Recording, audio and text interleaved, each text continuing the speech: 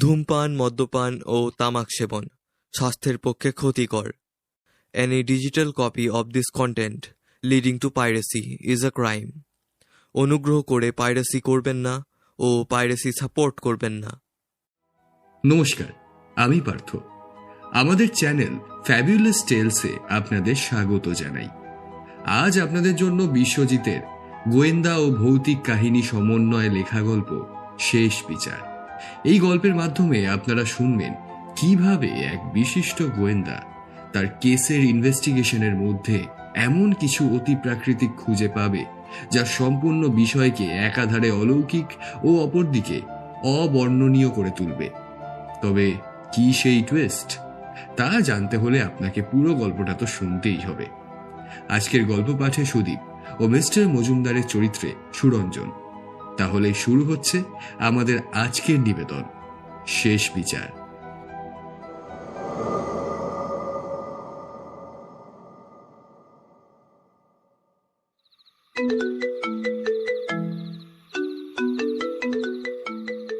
ঘুমন্ত অবস্থায় কোনোভাবে ফোনটা ধরলেন মিস্টার মজুমদার।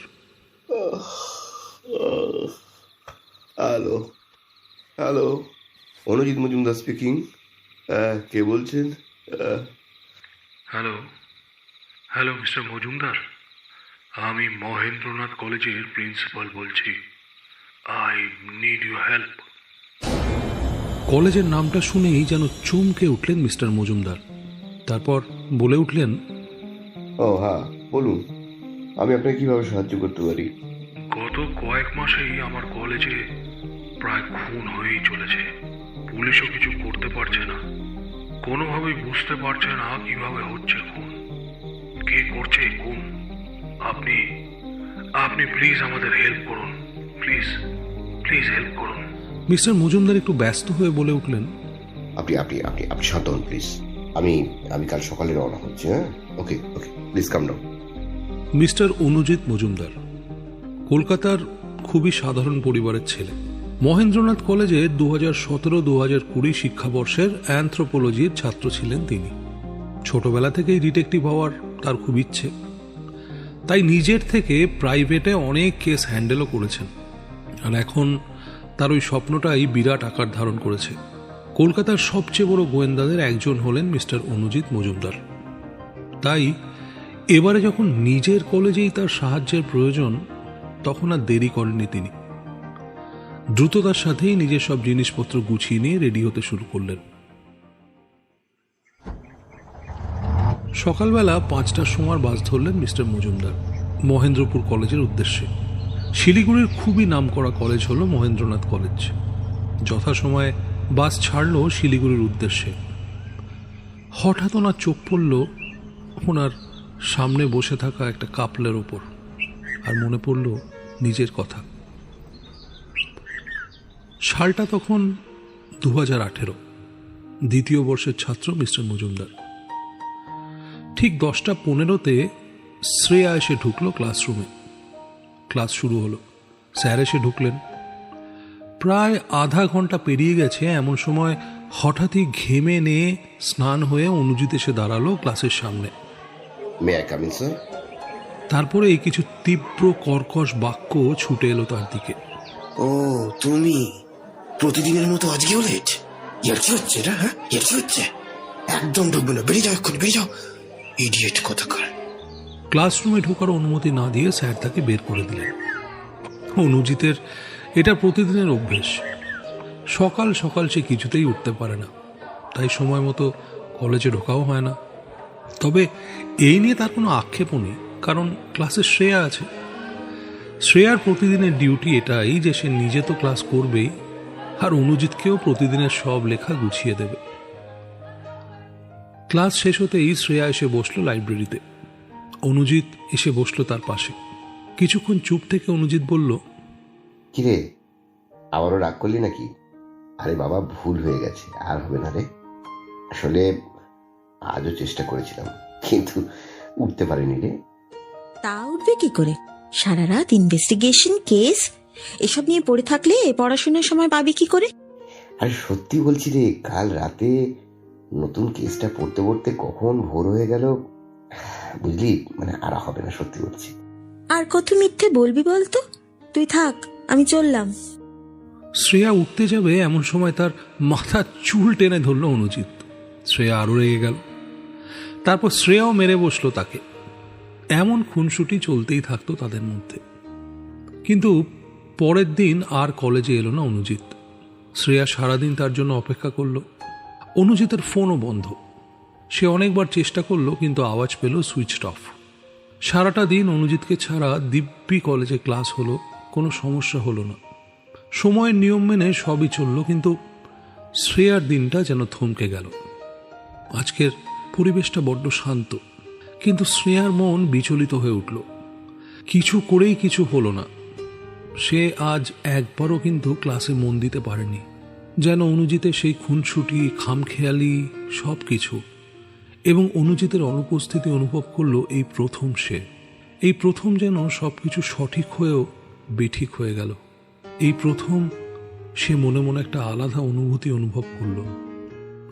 কলেজ শেষ হতেই সে ছুটল অনুজিতের বাড়ি। বাড়ি পৌঁছে বেল বাজাতেই দরজা খুলে বেরিয়ে এলো অনুজিৎ। আরে তুই তুই এখানে কি করছিস? আজ কলেজে এলি না কেন? আর তোর ফোনই বা বন্ধ কেন? কোথায় ছিলিস তুই? আরে এক এক করে প্রশ্ন কর, প্রশ্নের ফুলঝুরি ছুটছে তো তোর মুখ দিয়ে। ভিতরে আয়, বস, এবার বল। আরে মা বাবা আজ একটু বেরিয়েছে, তাই মা বললো আজ আর কলেজে যেতে হবে না, তাই আর যাইনি। তা সেটা আগেই আমাকে জানালে হতো। আমি তো ভাবলাম তোর কিছু হয়েছে। কি ভাবলি, মরে গেছি? শ্রেয়া হাত দিয়ে মুখ চেপে ধরল অনুজিতের।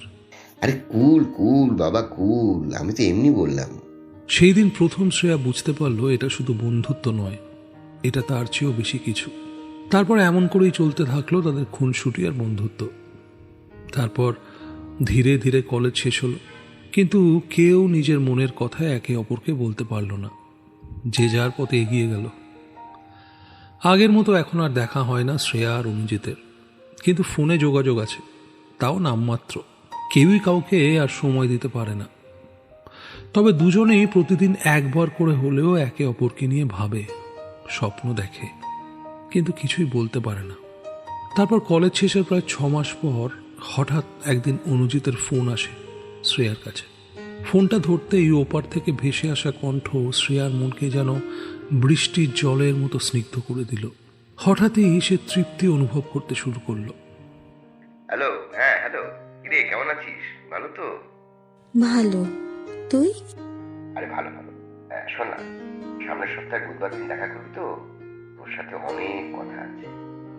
আর তো যোগাযোগই রাখিস না, মনে করে আসিস। তারা আছে, হ্যাঁ রাখছি আজকে, হ্যাঁ ওকে। আরে শোন আমার কথাটা, আমার সময় হবে কিনা। শ্রেয়া মনে মনে বলে উঠল, পাগলটা এখনো পাল্টায়নি, সেই একই রয়ে গেল। তবে অনুজিতের কথা শুনে তার মনের স্বপ্নগুলো যেন আর একবার ফুটে উঠল, যেন স্বপ্নগুলো ডানা মেলে উড়ে চলেছে। শ্রেয়াও ঠিক করলো দেখা করবে সে। সেই দিন নিজের মনের সব কথা সে বলবে অনুজিতকে। আর অনুজিতও মনে মনে একই কথা ভাবতে লাগলো, দেখা হলেই সে সব বলবে। হঠাৎ বাসটা ব্রেক মেরে দাঁড়িয়ে গেল। মহেন্দ্রপুর কলেজ, মহেন্দ্রপুর কলেজ, নামুন নামুন, মহেন্দ্রপুর কলেজ। বাস থেকে নেমেই মিস্টার মজুমদার দেখলেন বড় বড় করে লেখা মহেন্দ্রপুর কলেজ, শিলিগুড়ি। তারপর নিজের সব জিনিসপত্র নিয়ে তিনি এগিয়ে চললেন কলেজের ভেতরে, প্রিন্সিপাল স্যারের রুমের উদ্দেশ্যে। কিছুটা এগিয়ে গিয়েই মিস্টার মজুমদারের নজর পড়ল যে প্রিন্সিপাল হেড অফিসের গেটের পাশেই দাঁড়িয়ে রয়েছেন। তার গায়ে সাদা জামা আর চোখে মোটা চশমা। তাকে দেখে মজুমদারবাবুর এক মুহূর্তও চিনতে সময় লাগলো না যে তিনি আর কেউ নন, প্রিন্সিপাল স্যার। এবং ওনার সঙ্গে শ্যাম বর্ণের একটি ছেলে দাঁড়িয়েছিল। তার গায়ে টি শার্ট, উস্কো খুস্কো চুল। তারপর প্রিন্সিপাল স্যার এগিয়ে এলেন এবং বলতে লাগলেন, আসুন মিস্টার মজুমদার, আপনার আসার সময় কোনো প্রবলেম হয়নি তো? পাশ থেকে হঠাৎ কানাই বলে উঠল, দেন বাবু, আপনার ব্যাগগুলো দেন, আমি নিয়ে যাচ্ছি। দেখুন, এই ছেলেটির নাম কানাই। আজ থেকে এই আপনার সাথে সাথে সবসময় থাকবে। আপনার সব কাজকর্ম ওই করবে। তবে স্যার, তাড়াতাড়ি যদি এই সমস্যাটার সমাধান করা হয় তাহলে ভালো হয়। আমিও সেটাই চেষ্টা করব, কিন্তু আমাকে আগে পুরো কেসটা পড়তে হবে। আর তার চেয়েও বড় কথা, স্যার প্লিজ আমাকে আপনি বলবেন না। আমি আপনারই স্টুডেন্ট। ঠিক আছে, ঠিক আছে, তাহলে এখন রুমে যাও, রেস্ট নাও। কানাই ব্যাগ নিয়ে চলতে লাগলো, আর পেছনে মিস্টার মজুমদার। রাস্তায় যাওয়ার সময় কানাই বললে, কি যে হচ্ছে বাবু কে জানে, আমাদের কলেজে কার যেন খারাপ নজর পড়ছে। আচ্ছা, কতদিন ধরে এরকম খুন হচ্ছে, আর এই কেসটা হ্যান্ডেল করছেন কে? বেশ অনেক দিন ধরেই এমন হচ্ছে বাবু। এতদিন এইখানকার পুলিশ অফিসাররাই কাজ করছিলেন, কিন্তু কিন্তু লাভ তো কিছু হইল না। এই তো গত মঙ্গলবার আবার প্রাণ হারালো থার্ড ইয়ারের এক ছাত্র। তবে আপনি আসবেন শুনে থানা থেকে পুলিশ অফিসার আসবেন বলেছেন, এই তিনি এলেন বলে। তারপর মিস্টার মজুমদার পৌঁছলেন তার রুমে। ঠিক তার পাশের রুমেই কানাই থাকবে।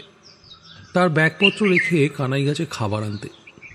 এদিকে মিস্টার মজুমদার নিজের জিনিসপত্র সব ঠিক করতে করতে ব্যাগ থেকে বের করলেন একটা ফটো। সেটা আর কারো নয়, শ্রেয়ার।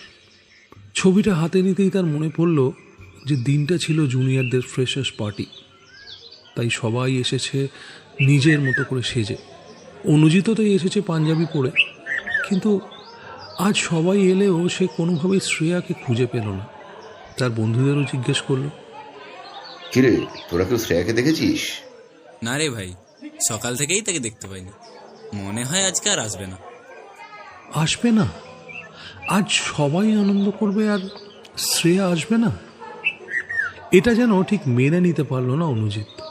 তাই চুপ করে বসে পড়ল সে। হঠাৎ একটা পায়ের তোড়ার আওয়াজ ভেসে এলো অনুজিতের কানে। মুখ তুলতে সে দেখতে পেল আকাশি রঙের শাড়ি পরা, খোলা চুলে এক অপরূপ সুন্দরী রূপে তার সামনে দাঁড়িয়ে আছে শ্রেয়া। গলায় তার দেওয়া নেকলেস। সব মিলিয়ে যেন স্বর্গের পরী তার সামনে এসে উপস্থিত হয়েছে। কিছুক্ষণের জন্য তার মুখ থেকে কোনো ভাষা বেরোলো না। এই অনুজিৎ, কি রে, কিছু বলছিস না কেন? কেমন লাগছে আমাকে? কি হলো, কিছু তো বল। একটু মজা করেই বলল, ভালোই লাগছে, শুধু ময়দাটা একটু কম লাগালেই পারতি।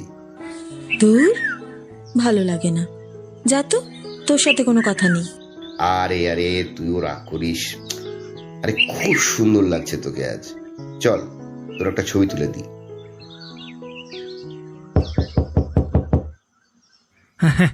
আসুন স্যার, আসুন, বাবু এইমাত্রই এলেন।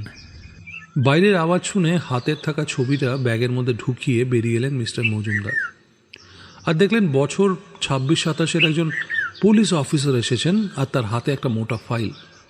মিস্টার মজুমদার ফাইলটা নিয়ে দেখতে লাগলেন আর বললেন, বসুন বসুন। আচ্ছা, কোনো কিছু কি লক্ষ্য করেছেন যেটা সব কিছুতেই আছে? না স্যার, তেমন কিছুই নয়। সবার কোর্স অফ ডেথটা heart attack. Heart attack? Strange. হ্যাঁ স্যার, কিন্তু পুরো শরীরে আঁচড় কাটার দাগ, ঘরের তলায় কালো কালো দাগ, ঠিক যেন কেউ কোনো কিছু দিয়ে একটা জোর আঘাত করেছে। আবার কোনো বার তো ওই মাথায় প্রচুর আঘাতের দাগও ছিল। মাথার চুলগুলো যেন ছিঁড়ে নেওয়ার চেষ্টা করা হয়েছে। তবে এটা বুঝতে পারছি না যে এত কিছুর পরও হার্ট অ্যাটাক কিভাবে হতে পারে। আচ্ছা, আপনি যান, আমি একটু ফাইলটা দেখব। ঠিক আছে স্যার, তবে যে কোনো সময় আমাকে কল করবেন, আমি চলে আসবো। আসলে এই কেসটা যেন কোনোভাবেই সলভ হতে চাইছে না। বুঝতেই তো পারছেন কতটা চাপ থাকে আমাদের উপর। এই বলে অফিসার বেরিয়ে গেলেন। আগে বাবু, আপনার খাবারটা অনেকক্ষণ ধরেই হয়ে গেছে, এইবার না খেলে তো নষ্ট হয়ে যাবে। আপনি খেয়ে নিন। হ্যাঁ হ্যাঁ, খাবারটা খেয়ে নিচ্ছি। তারপর একটু বেরোবো দুজনে, বুঝলেন? অনেকদিন ক্যাম্পাসটা দেখা হয়নি, কত কিছুই না বদলে গেছে। আগে বাবু, তা যা বলেছেন, আপনি খেয়ে নিন, আমি আপনাকে নিয়ে যাব। যেমন কথা তেমন কাজ। খাওয়া দাওয়া করার পরই দুজনে বেরিয়ে পড়লেন। কলেজ প্রায় শুনশান, নীরব, কেউ সেইভাবে নেই। আসলে সবাই আতঙ্কিত। আছে বলতে কলেজ হস্টেলের কিছু ছাত্রছাত্রী। এই সমস্ত ঘটনার জেরেই বেশ কিছুদিন কলেজ বন্ধ রাখার সিদ্ধান্ত নিয়েছেন কর্তৃপক্ষ। কলেজের মধ্যে রাস্তায় চলতে চলতে হঠাৎ করে মিস্টার মজুমদার বললেন, আচ্ছা কানাই, ঠিক কিভাবে ঘটনাগুলো ঘটে তুমি আমায় বলতে পারবে? হ্যাঁ, কেন পারবো না বাবু? যখনই কেউ না কেউ মারা যায় তাদের মধ্যে একটা বিষয় কিন্তু একই, তা হলো ওই আঁচড়ের দাগ আর আর মৃতদেহগুলোর চোখ মুখ। মরাগুলোর চোখ মুখে ভয়ের সাপ স্পষ্ট বোঝা যায় বাবু। আমার মনে হয় মানে আহা, অত কিন্তু কিন্তু করার কিছু নেই কানাই, তুমি নির্দ্বিধায় বল। আমার কি মনে হয় জানেন বাবু, ছেলেগুলো মারা যাওয়ার আগে এমন কিছু দেখছে যারা আতঙ্ক এরা সহ্য করতে পারেনি। আমার তো মনে হয় ও ভূতে মারছে বাবু, ভূতে। হা হা করে হেসে ওঠেন মিস্টার মজুমদার। কি ভূত? লজ্জায় মুখ নুইয়ে নেয় কানাই। তারপর বলে, আর একটা জিনিস বাবু, কি? এইটা হয়তো কেউ সেইভাবে জানে না। হয়তো আমার আগেই বলা উচিত ছিল পুলিশকে, কিন্তু বলতে পারিনি। তার জন্যে আমি ক্ষমা চাইছি বাবু। আচ্ছা হয়েছে হয়েছে, তুমি আসল কথা এসো তো। কানাই গলা খাঁকড়িয়ে কিছু গোপন কথা বলার ভঙ্গিতে শুরু করলো। মানে বাবু, যতজন ছেলে এখন অবধি মারা গেছে তারা সবাই প্রেম করত। পাগল টাগল হয়ে গেছো নাকি তুমি? কলেজ স্টুডেন্ট, প্রেম তো স্বাভাবিক ব্যাপার। না বাবু, খুন হয়ে যাওয়া প্রত্যেক ছেলের প্রেমিকা এই কলেজেরই ছাত্রী। ভুরুগুলো হালকা কুঁচকে আসে মিস্টার মজুমদার। মানে তুমি বলতে চাইছো এটা সেই সমস্ত ছেলেদের সাথে হচ্ছে যাদের প্রেমিকা বর্তমানে এই কলেজের ছাত্রী, কি তাই তো? একদম তাই বাবু। Strange, but it may be a good point. Thank you Kanai. আবার তারা এগোতে থাকলো। কিছু দূর যাওয়ার পরেই থমকে যান মিস্টার মজুমদার। কিছু একটা আবারও স্মৃতিতে আঘাত হানে মিস্টার মজুমদারের। সেটা আর কিছুই নয়, কলেজের ক্যান্টিন। সামনের এই ক্যান্টিনটার সাথে কত অতীতের স্মৃতি জড়িয়ে আছে তার। এই কয়েক বছরে অনেক কিছু পাল্টে গেছে। শুধু পাল্টায়নি অনুভূতি, স্মৃতি, বন্ধুত্ব আর ভালোবাসা। আচ্ছা আপনারাই বলুন তো, ভালোবাসা কি পাল্টায়? বোধ হয় না। সম্পর্ক হোক বা না হোক, কত অনুভূতি দেওয়ালের বুকে আটকে থাকে, ঠিক আকাশের পেঁজা মেঘের মতো, যা কখনো কখনো অপ্রাপ্তির পিছু টানে বৃষ্টি হয়ে নামে। হঠাৎই তার মনটা বিষাদের সুর গাইতে লাগলো, আর মনে পড়ে গেল, এনে তোর কফি আর ব্রেড। Thank you. আশীর্বাদ করি, খুব সুন্দরী বউ হোক তোর। আরে ফালতু বলিস না তো, আমাকে নোটসগুলো দে, অনেক কাজ আছে আমার। দিচ্ছি বাবা, দিচ্ছি। তার আগে তুই কফিটা খেয়ে দেখ। একটু অধিকার নিয়েই জোর করে অনুজিৎকে খাওয়ালো শ্রেয়া। ইস কি মিষ্টি, ধুর ধুর, নিয়ে যা আমার থেকে। একটু রেগেই বলে উঠল, হ্যাঁ, মিষ্টি ভালো লাগবে কেন? সারাদিন তো কেস আর ইনভেস্টিগেশন, তার সঙ্গে কালো চা, তুই কি বুঝবি? রেগে সবকিছু ফেলে পালিয়ে যেতে লাগলো শ্রেয়া। ঠিক তখনই অনুজিৎ পেছন থেকে ডেকে বলল, আরে আরে তুই কোথায় চললি? আরে নোটসগুলো একটু বুঝিয়ে দিয়ে যা। আরে শোন শোন না। বাবু বাবু বাবু, শুনতে পাচ্ছেন? হতভম্ব হয়ে উত্তর দিলেন, হ্যাঁ বলো বলো, হ্যাঁ হ্যাঁ বলো বলো বলো। তখন থেকে তো ডাকছি, কোনো সারা শব্দ করছেন না। অন্ধকার হয়ে গেল বাবু, এইবারে তো আমাদের ফিরতে হবে, চলুন। তারপর দুজনে মিলে এগোতে লাগলেন রুমের দিকে। কিছুটা রাস্তা যাওয়ার পর হঠাৎ চারপাশের আলোগুলো নিভে গেল। চারিদিক ঘুটঘুট করে অন্ধকারে ছেয়ে গেল। এই যা, মনে হয় কারেন্টটা চলে গেল। এইভাবে প্রতিদিন কারেন্ট যাওয়াটা যেন স্বভাব হইয়া গেছে বাবু। এইবার এই অন্ধকারেই আমাদের ফিরতে হবে। হ্যাঁ, যা অন্ধকার, রাস্তাটাই খুঁজে পাওয়াটাই কষ্টের ব্যাপার। আকাশেও একটা তারা দেখতে পাওয়া যাচ্ছে না। চলো সাবধানে চলি। দুজনে কোনোভাবে রুমে পৌঁছলো। তারপর একটু পরেই কারেন্ট চলে এলো। আবার চারিদিক আলোয় আলোকিত হয়ে গেল। ওহ, শান্তি! কানাই, আলো আসতে যেন আলাদাই শান্তি এলো। যা বলেছেন বাবু। আসুন খেয়ে দিন, আমি আপনাকে খেতে দিয়ে একটু পূজা দেখতে যাব। পুজো? কিসের পুজো? হ্যাঁ বাবু, আমাদের বাড়ির পাশেই হয় চণ্ডী পুজো। আজ অমাবস্যার দিন কি না? আপনি খেয়ে ঘুমিয়ে পড়ুন, আমি সকাল সকাল চলে আসব। আর প্রসাদ আনবো আপনার জন্য। ঠিক আছে, সাবধানে যাও, আর মনে করে আমার জন্য প্রসাদ নিয়ে আসবে কিন্তু, না হলে তোমার খবর আছে। একটু পরেই কানাই চলে গেল। এদিকে খাওয়ার পর একটু কেসের ফাইলটা নিয়ে পড়তে লাগলেন মিস্টার মজুমদার। তার একটু পরেই ঘুমিয়ে পড়লেন। সকাল হতে না হতেই মজুমদার বাবুর কানে ভেসে এলো কানাইয়ের আর্তনাদ। বাবু, বাবু, বাবু শিগগিরি উঠুন বাবু, সর্বনাশ হয়ে গেছে বাবু, বাবু। কি হয়েছে? আরে তুমি এরকম করে হাঁপাচ্ছ কেন? হ্যাঁ বাবু, সর্বনাশ হয়ে গেছে। খুন, খুন, আমারও খুন হয়েছে কলেজে। হোয়াট? কি বলছো? খুন? কোথায়? কখন? আর কোনো কিছুই বলতে হলো না। তক্ষুনি ঘটনাস্থলের দিকে রওনা দিলেন মজুমদার বাবু। ঘটনাস্থল পুরোটাই পুলিশে ঘিরে রেখেছে। কোনোভাবেই কাউকে বডির পাশে যেতে দেওয়া হচ্ছে না।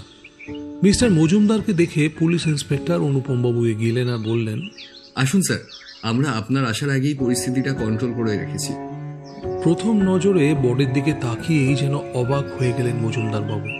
পুরো শরীরটা জুড়েই যেন হিংস্র পশুর আঘাতের মতো দাগ, নখের দাগ, মাথার চুলগুলো মাঝে মাঝেই যেন খুঁড়ে তুলে নেওয়া হয়েছে, চোখের তলা থেকে রক্ত বেরোনোর দাগ, হাতের নখগুলো ভেঙে দেওয়ার চেষ্টা করা হয়েছে।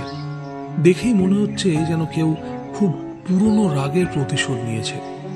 আচ্ছা অনুপম বাবু, ছেলেটার সম্পর্কে কিছু জানা গেল? হ্যাঁ স্যার, ছেলেটি এই কলেজেরই স্টুডেন্ট, পিএইচডি করছিল ইংলিশের ওপর। গত পরশুই হস্টেলে এসেছে, আর কাল রাতের পর আর রুমে ফেরেনি। সকালে একজন স্টুডেন্ট খবর দিলে আমরা এসে দেখি এইসব। আচ্ছা, ছেলেটা নিশ্চয়ই গার্লফ্রেন্ড ছিল? এই যে স্যার, ইনি হলেন ছেলেটির বান্ধবী। বডিটাকে পুলিশ পোস্টমর্টমের জন্য নিয়ে গেল। আর এদিকে মজুমদার বাবু এগিয়ে গেলেন ছেলেটির প্রেমিকার দিকে। মজুমদার বাবুর নজর গেল পাশেই থাকা একটি গাছের তলায় বসে খুবই সুন্দরী দেখতে একটি মেয়ের ওপর। তার পুরো চোখ মুখ শুকিয়ে কাঠ হয়ে গেছে, হাত পা কাঁপছে। অনেক কিছু বলতে চেয়েও যেন কিছু বলতে পারছে না। একটু সান্ত্বনা দিয়ে উনি বলে উঠলেন, দেখো, আমি জানি তুমি যা হারিয়েছো তা আমি ফিরিয়ে দিতে পারবো না, কিন্তু আমি আমার বেস্টটা দিয়ে চেষ্টা করব। যে বা যারা এমনটা করেছে তাদের আমি ছাড়বো না। শুধু আমাকে একটু হেল্প করো। হ্যাঁ স্যার, বলুন কি জানতে চান। আচ্ছা, তোমাদের ঠিক কি হয়েছিল বলতে পারবে? আই মিন, কলেজে কারোর সঙ্গে ঝগড়া, কথা কাটাকাটি, আর তুমি কি কাউকে সন্দেহ করছো যেমন করতে পারে? না না স্যার, আমাদের সঞ্জয়কে সবাই ভালোবাসতো, আর আমাদের পুরো ডিপার্টমেন্টটাই জানতো আমাদের রিলেশনশিপের কথা। ইভেন সামনের মাসে আমাদের বিয়ে ছিল, তাই কালকে এই নিয়ে আলোচনা করছিলাম একসাথে বসে। ফিরতে একটু সন্ধ্যা হয়ে গেছিল। হঠাৎ থামিয়ে দিয়ে মজুমদারবাবু বললেন, ঠিক আছে, আমি যা বুঝার বুঝে গেছি, তুমি এবার আসতে পারো। স্যার আপনি পারবেন না, পারবেন না আমার সঞ্জয়ের সঙ্গে যে এরকম করেছে তাদের শাস্তি দিতে? কি হলো স্যার, বলুন, বলুন না স্যার, বলুন। শান্ত হও, তুমি শান্ত হও প্লিজ। আই প্রমিস ইউ, আমি ওদের ছাড়বো না। সকাল গড়িয়ে বিকেল হলো। মজুমদারবাবু পৌঁছলেন ফরেন্সিক অফিসে। ফরেন্সিক ডাক্তারের কাছে বডির বিষয়ে জানতে চাইলে তিনি গম্ভীরভাবে জানালেন, খুব পুরনো শত্রুর প্রতিশোধ নিয়েছে, বুঝলেন? কেন বলুন তো? কারণ শরীরের যে হিংস্র আচরের দাগগুলো পাওয়া গেছে সেগুলো কিন্তু আফটার ডেথ। আর খুব অবাক করা ব্যাপার হলো কজ অফ ডেথ। কিন্তু এবারেও সেই হার্ট অ্যাটাক। Heart attack? কিন্তু এটা কিভাবে সম্ভব? হ্যাঁ স্যার, খুব কাছের থেকে এমন কিছু দেখানো হয়েছে যেটার ফলে অ্যাটাকটা ঘটেছে। আর গায়ের আঁচড়ের দাগগুলো? প্রতিবারের মতো এবারেও একটি মেয়ের আঁচড় এটা। আর আমি ভুল না হলে মেয়েটির বয়স প্রায় 20 থেকে 30-এর মতো। Something is missing, something went রং। ভাবতে ভাবতে মজুমদারবাবু ফিরলেন রুমে। ওনাকে দেখে কানাই তাড়াহুড়ো করে থালা ভর্তি করে যেন কিছু নিয়ে এলো। বাবু, এই নেন, আপনার তো সারাদিন খাওয়াই হয়নি, এই নেন প্রসাদ খাইয়ে নেন। মজুমদারবাবু দেখলেন থালায় রয়েছে বেশ অনেক রকমের ফল আর অনেকটা খিচুড়ি, সঙ্গে 4-5 রকমের তরকারি আর 10 মিষ্টি। বাবা কানাই, এই যে বিশাল ব্যবস্থা! আরে আমি একা খেতে পারবো না, তুমি তুলে নাও কিছুটা প্লিজ। ব্যবস্থা হবে না? আমাদের সব থেকে বড় পুজো এটাই। বছরের এই দিনটার জন্যই তো আমরা বসে থাকি। আপনি আপনি খেয়ে নেন। এই বলে কানাই চলে গেল রান্নাঘরের দিকে। মজুমদারবাবু শুরু করলেন খাওয়া, কিন্তু মনে মনে তার সবসময় চলতে লাগলো কেসটার কথা। খাওয়া দাওয়া শেষ করে আবারও বসলেন ফাইলগুলো নিয়ে।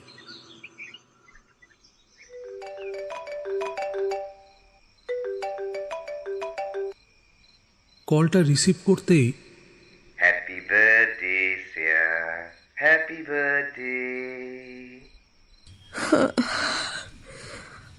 তুই কি আমাকে ঘুমোতে দিবি না রে? রাত 12টায় কল করতেই হবে তোকে প্রতিবার। এই, তোর ঘুম আসে না? আরে তোর জন্মদিন বলে কথা, আমার ঘুমানো চলে? তুই কাল আয় কলেজে, তোর হবে। পরের দিন সকালে অনুজিৎ তাড়াতাড়ি এসে কলেজে উপস্থিত হলো। সে সঙ্গে করে এনেছে শ্রেয়ার পছন্দের ফুলের বুকে। অপেক্ষা শুধু শ্রেয়ার। শ্রেয়া এলেই তাকে ফুলের বুকে দিয়ে অনুজিৎ বলবে তার মনের কথা। এত কিছু ভাবতে ভাবতে গেটের দিকে তাকাতেই দেখল আসছে শ্রেয়া। শ্রেয়াকে দেখেই যেন এক আলাদাই শান্তি ছড়িয়ে গেল মনে। কিন্তু এ কি পেছন থেকে হাই স্পিড নিয়ে একটা বাইক কেন এগিয়ে আসছে শ্রেয়ার দিকে? ক্রমশই বাইকটা ধেয়ে আসছে। আর চুপ করে থাকতে পারল না অনুজিৎ। ছুটে যেতে লাগলো শ্রেয়ার দিকে আর আর্তনাদ করে চিৎকার করে বলল, শ্রেয়া সরে যাও, শ্রেয়া শ্রেয়া সরে যাও। আচমকা একটা ঝাঁকুনি অনুভব করলেন মজুমদারবাবু, আর তার কানের কাছে ভেসে এলো, কি হয়েছে বাবু? আপনি কি বলে যাচ্ছেন? ও বাবু! ওহ, তুমি? তারপর লক্ষ্য করলেন চমকে উঠাতে তার হাত লেগে ব্যাগের মধ্যে থাকা শ্রেয়ার ছবিটা পড়ে গেছে মেঝেতে। ছবিটা তুলতেই কানাই ছবিটাকে দেখেই যেন কেমন অবাক চোখে তার দিকে তাকিয়ে থাকলো। কিছু বলতে চেয়েও যেন বলল না। মজুমদারবাবু ছবিটা রেখে ফোনটা খুলতেই তার নজর গেল স্ক্রিনে থাকা ডেটটার দিকে। কি, আজও তো 31শে জুলাই, মানে আজ শ্রেয়ার জন্মদিন। তাই সবার আগে কল করলো শ্রেয়াকে। কিন্তু গত কয়েক বছরের মতো আজও একটা কথাই ভেসে এলো,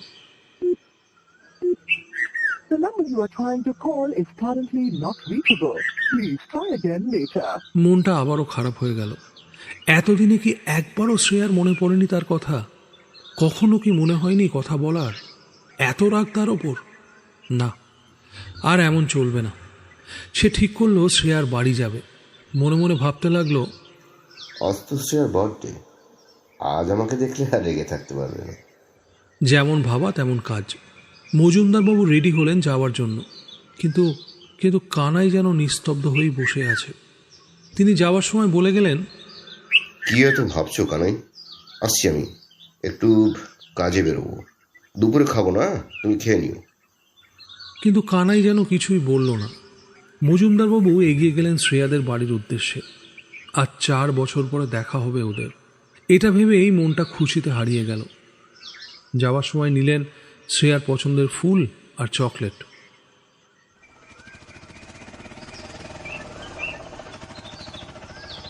অটোটা থামতেই মজুমদারবাবু দৌড়ে গেলেন শ্রেয়ার বাড়ির উদ্দেশ্যে। আর যেন এক মুহূর্ত থাকা যাচ্ছে না শ্রেয়াকে না দেখে।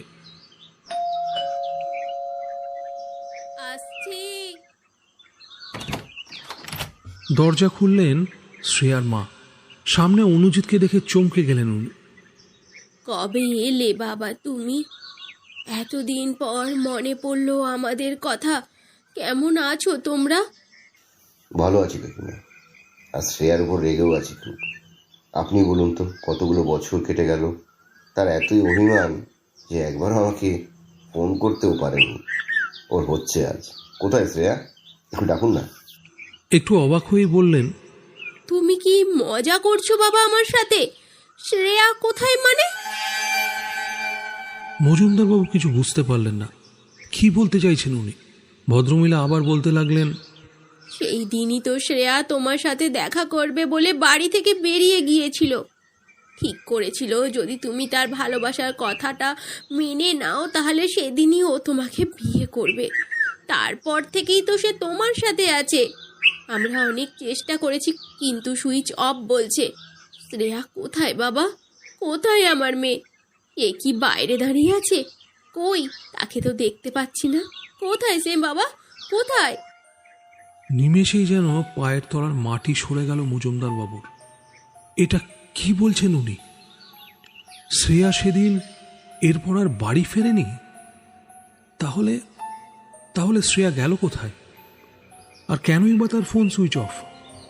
অবাক হয়ে উত্তর দিলেন মিস্টার মজুমদার, সেদিন আমরা দেখা করব ঠিক করেছিলাম ঠিকই, কিন্তু হঠাৎ একটা আর্জেন্ট কেস আসে আমার কাছে, তাই আমি ডাইরেক্ট চলে যাই লোকেশনে।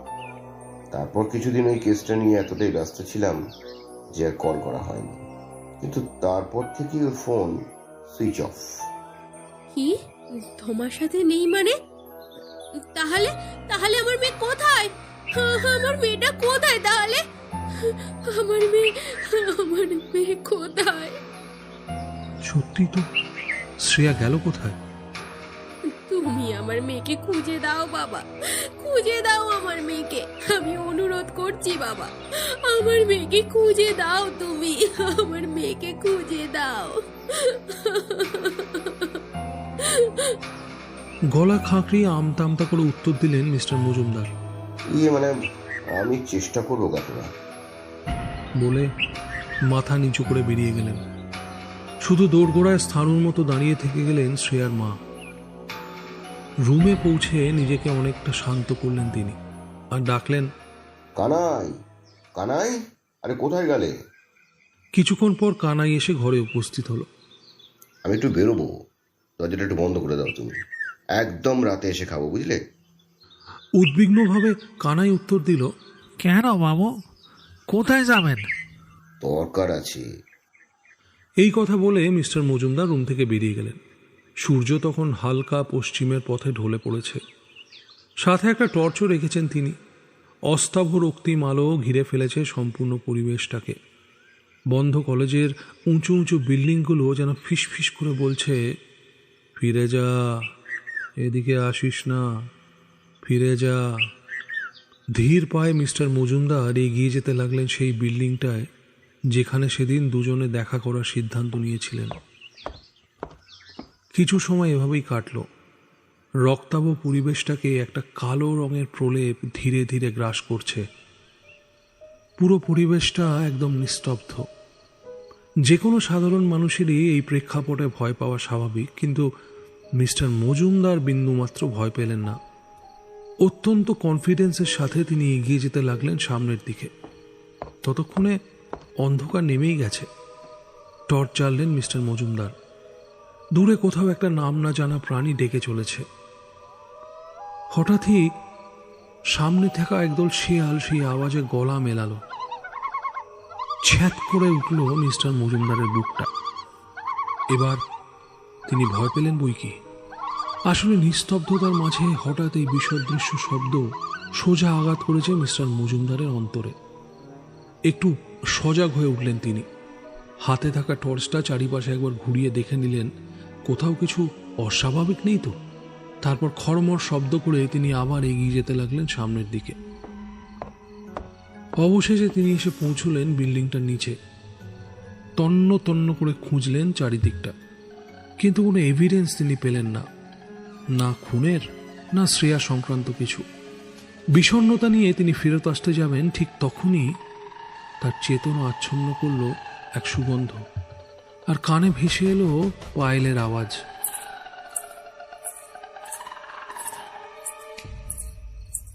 যেন অনেক ফুলের সুবাস একসাথে সে ঝাঁপিয়ে পড়েছে তার নাকে, আর পায়েলের আওয়াজটাও যেন তীক্ষ্ণ হয়ে উঠল।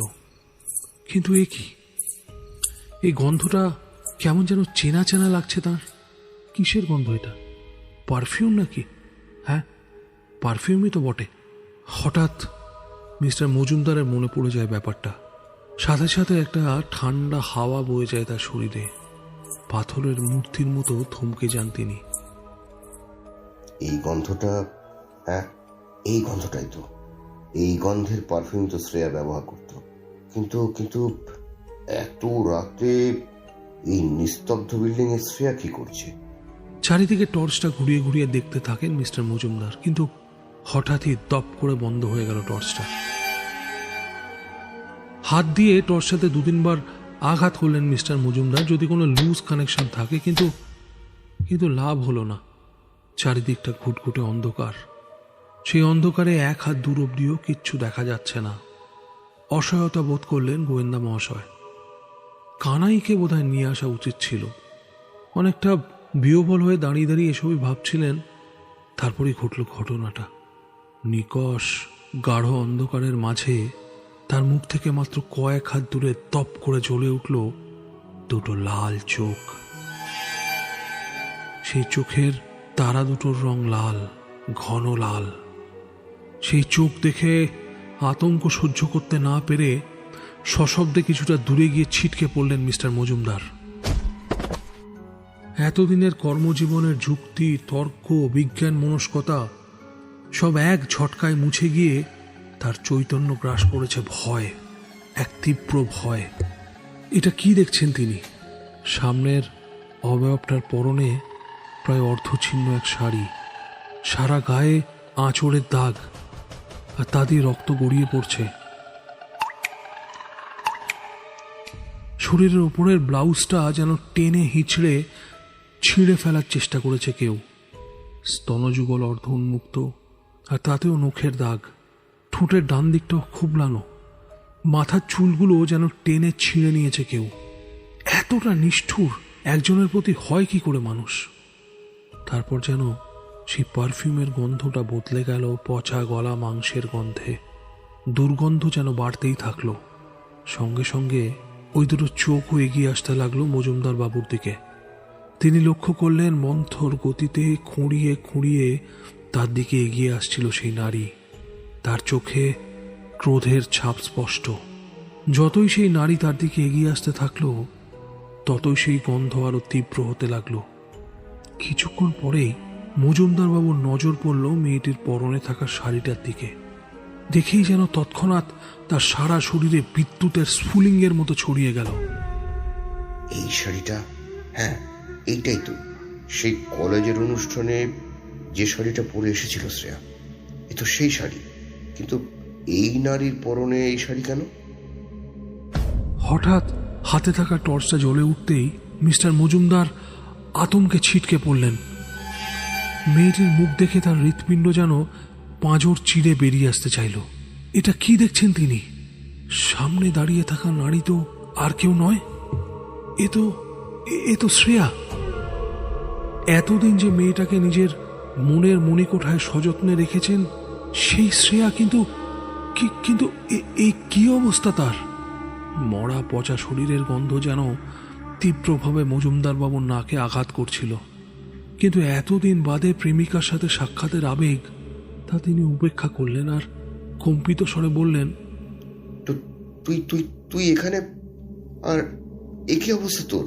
আর এতদিন কোথায় ছিলি? আমি তো এখানেই ছিলাম রে, তুই শুধু আসতে দেরি করে দিলি।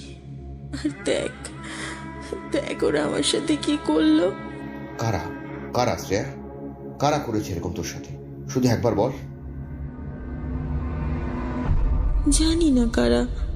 পেছন থেকে এসে আমাকে জোর করে নিয়ে যায় অন্ধকার ঘরে, আর হিংস্র কুকুরের মতো ঝাঁপিয়ে পড়ে আমার ওপর।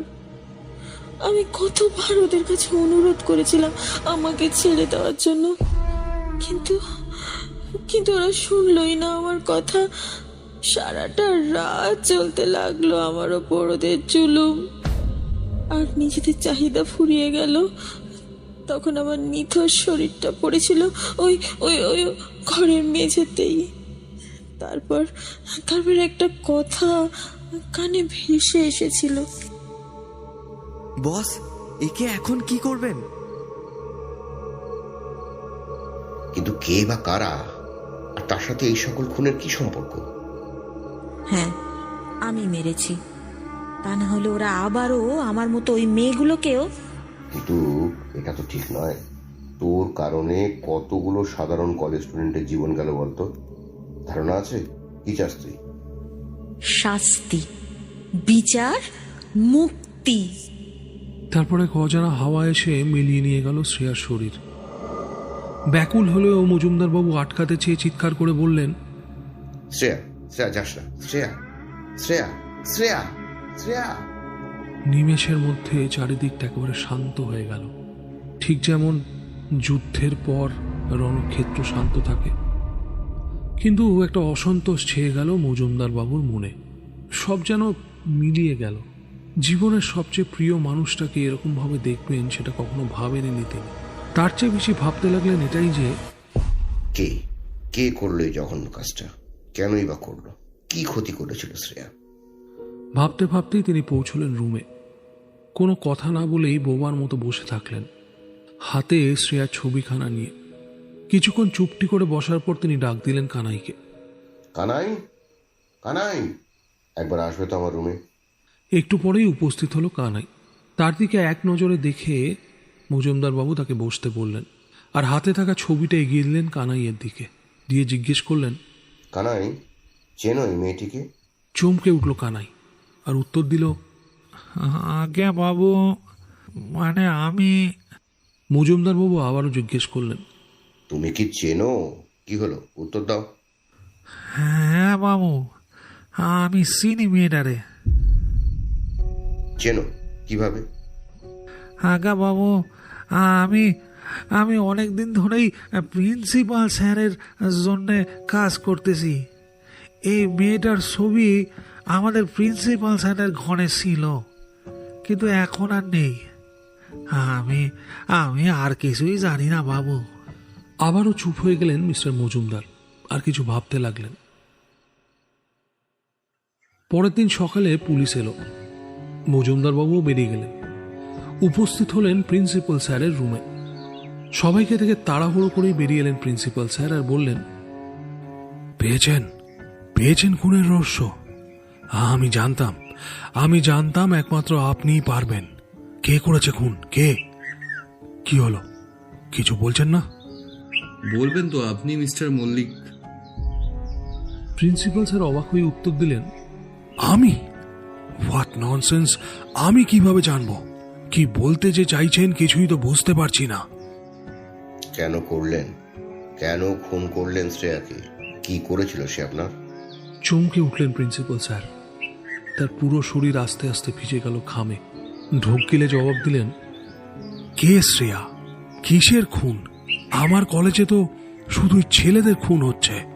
সে তো অনেক পরের ঘটনা, কিন্তু এসবের আগেও যে একটা নৃশংস খুন হয়েছে এই কলেজে, আর সেটা করেছে আর কেউ নয়, আপনি। এবার নিজের মুখেই বলবেন কেন করলেন শ্রেয়ার সাথে এমনটা।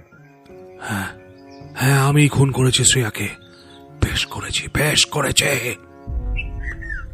বরাবরই আমার ভালো লাগতো শ্রেয়াকে। ঠিক করেছিলাম ওকে একদিন বলবো আর বিয়ে করব আমরা, কিন্তু যখনই কিছু বলার চেষ্টা করতাম দেখতাম ও তোমার সঙ্গে। সহ্য হতো না, আমার পুরো শরীরে ছুটতো আগুন। সেদিন যখন দেখি কোণের সাজে বসে কারোর জন্য অপেক্ষা করছে শ্রেয়া, আর আটকাতে পারিনি। তাই জোর করে তুলে নিয়ে গেলেন শ্রেয়াকে, তাই তো? হিংস্র কুকুরের মতো ঝাঁপিয়ে পড়লেন। এত কিছুর পরও আপনার মন ভরল না, তাই ওকে জীবন্ত সমাতে দিলেন। You bloody criminal! প্রচন্ড উত্তেজনার সাথে কথাগুলো বলতে লাগলেন। পেছন থেকে অনুপম বাবু কাঁধে হাতটা রাখলেন মজুমদার বাবুর আর বললেন, কাম ডাউন মিস্টার মজুমদার, কাম ডাউন। আমি বুঝতে পারছি আপনার মনের কথাটা। আমি কথা দিচ্ছি একে আমি ফাঁসির দড়িতে ঝুলিয়েই ছাড়ব। তারপর তিনি কনস্টেবলকে নির্দেশ দিলেন। Arrest him. পুলিশ কনস্টেবল হাত করাটা পুড়িয়ে নিয়ে গেল প্রিন্সিপালকে। এদিকে মজুমদারবাবু একা একা এগিয়ে যেতে লাগলেন ওই পেছনের ঘরের দিকে। কোথায় যাচ্ছেন স্যার? স্যার স্যার ভেজা চোখের পাতাগুলো মুছে মজুমদারবাবু উত্তর দিলেন, মনে নেই শ্রেয়া কি চাইছিল? হ্যাঁ স্যার, শাস্তি তো পাচ্ছে তার আসামি, তাহলে আর কি। আচ্ছা অফিসার, এখনো যে শ্রেয়াকে মুক্তি দেওয়া বাকি। তবে স্যার একটাই কথা আমি বুঝতে পারলাম না, আপনি কিভাবে বুঝলেন এই খুনগুলো কোনো মানুষের কাজ নয়? আলতো করে তাকিয়ে মজুমদারবাবু বললেন, এটাই তো কমন জিনিস অফিসার, যেটা আপনারা মিস করে গেছেন। কি বলুন তো স্যার? ডেট অফ ডেথস, মৃত্যুর দিন। মনে করে দেখুন তো ঠিক কোন কোন তারিখে খুনগুলো হয়েছে। তারিখটা তারিখটা না না ঠিক মনে পড়ছে না আসলে। বাংলা মাসের 11ই অগ্রহায়ণ, 26শে অগ্রহায়ণ, তার ঠিক পরেই আবার 12ই পৌষ, অর্থাৎ প্রতি মাসের অমাবস্যা এবং পূর্ণিমার দিন। আর পুরো শরীরে এত আঘাতের পরও যখন কজ অফ ডেথটা হার্ট অ্যাটাক, তখন তো ব্যাপারটা আরো ক্লিয়ার, তাই না? তারপর আবার এগিয়ে যেতে লাগলেন পুরনো ঘরটার দিকে মজুমদারবাবু, আর তার ঠিক পিছনে পিছনে পুলিশ অফিসার। হঠাৎ তীব্র ভয়ঙ্কর বিস্ফোরণের আওয়াজে থেমে গেলেন দুজনেই। একটু পরেই কনস্টেবল দৌড়ে এসে বলল, স্যার স্যার শিগগিরই চলুন, আমাদের গাড়িতে আগুন লেগে গেছে, আর ওই গাড়ির মধ্যেই থেকে গেছেন প্রিন্সিপাল বাবু। তৎক্ষণাৎ ঘটনাস্থলের দিকে ছুটে গেলেন সবাই, কিন্তু মজুমদারবাবু দাঁড়িয়ে থাকলেন ওই ঘরেই। মুখে এক অজানা হাসির সঙ্গে বলতে লাগলেন, Oh God, তুমি তোমার আসামিকে শাস্তিটা দিয়েই দিলে শ্রেয়া।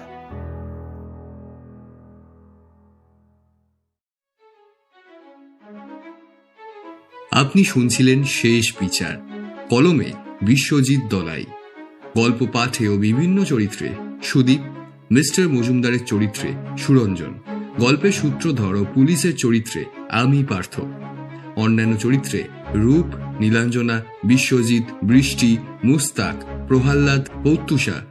আপনাকে গল্পটা শোনার জন্য অনেক অনেক ধন্যবাদ। আগামী সপ্তাহে আবারও কোনো নতুন গল্প নিয়ে হাজির হব আমরা। ততক্ষণ সুস্থ থাকুন ও ভালো থাকুন। ধন্যবাদ।